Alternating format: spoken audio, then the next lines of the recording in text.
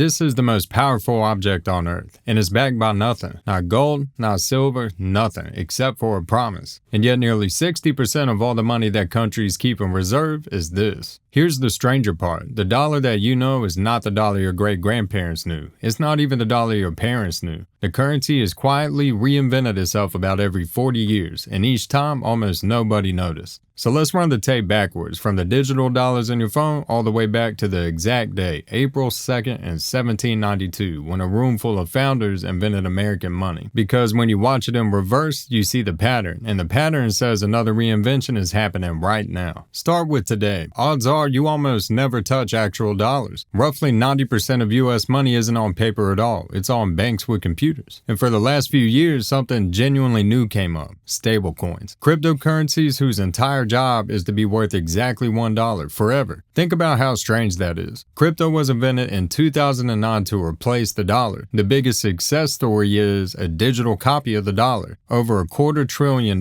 worth. And now it's official government policy. In 2025, we've now seen crypto signed into law with the Genius Act, the first federal law legitimizing stablecoins. Private companies can now legalize print dollar lookalikes as long as every coin is backed by real dollars and U.S. government debt. We also have a creation of a national Bitcoin reserve. And a second, bigger bill is giving the rest of crypto its own legal rulebook, and it's fighting its way through the Senate right now. Why the sudden embrace? The stated motive? Lock in the dollar's dominance. Every stablecoin minted is forced to buy US dollars in treasury bonds, turning crypto into a brand new customer for American debt. Some critics see a second motive. The crypto industry spent a lot of money on the last election. Either way, hold on to this idea. Private money pegged into government money, we've been here before, and last time it ended in chaos. Sunday night in 1971, President Richard Nixon interrupts Bonanza, one of the biggest shows on television, for an announcement that takes about 90 seconds and rewires the world economy. Since 1944, the dollar had been the anchor of everything. Other currencies were pegged to the dollar, and the dollar was pegged to gold, $35 an ounce. Any foreign government holding dollars could, in theory, knock on America's door and demand the metal.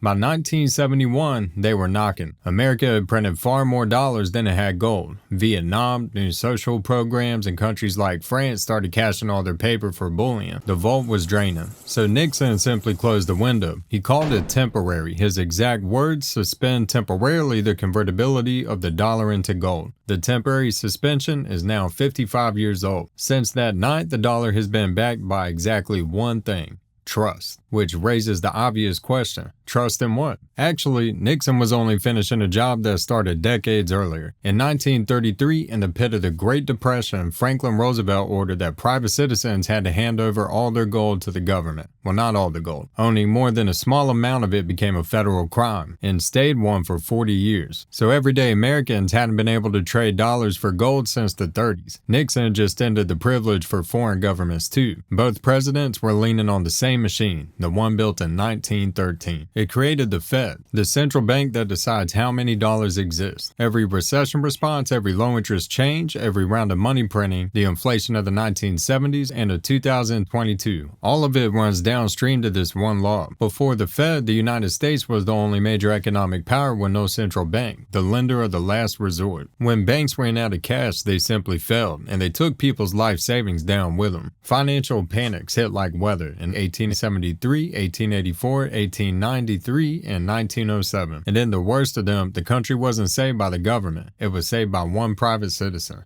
February 1895, the United States Treasury is about to run out of gold. The brutal depression has people trading paper dollars for metal, and the government's gold reserve is supposed to stay above $100 million, has collapsed to well under half of that. In New York, the vault is down to the last $9 million, and JP Morgan learns of a single outstanding check for 10. If that check gets cashed, the United States of America defaults. So Morgan takes a train to Washington and essentially tells President Grover Cleveland, "I can fix this." He puts together a syndicate with August Belmont, an American agent with the Rothschild banking dynasty in London, and together they supply the Treasury with 3.5 million ounces of gold in exchange for a special issue of government bonds. They then use their own market power to keep the gold from leaking back out of the country. It worked. It also horrified people. One American banker and one European banking family had just bailed out the federal government of the United States and made a profit doing it. 12 years later, the panic of 1907, Morgan had to do it again. this time locking New York's top bankers inside of a private library overnight until they pledged their money to stop the collapse. That was the moment Washington finally admitted the system was absurd. A nation's money can't depend on one man's mood. And 6 years later, we got the Federal Reserve. And here's the echo you already know. In 2008, the roles fully reversed. This time it was the government rescuing the banks. The backstop Morgan invented became permanent, public, and $1 trillion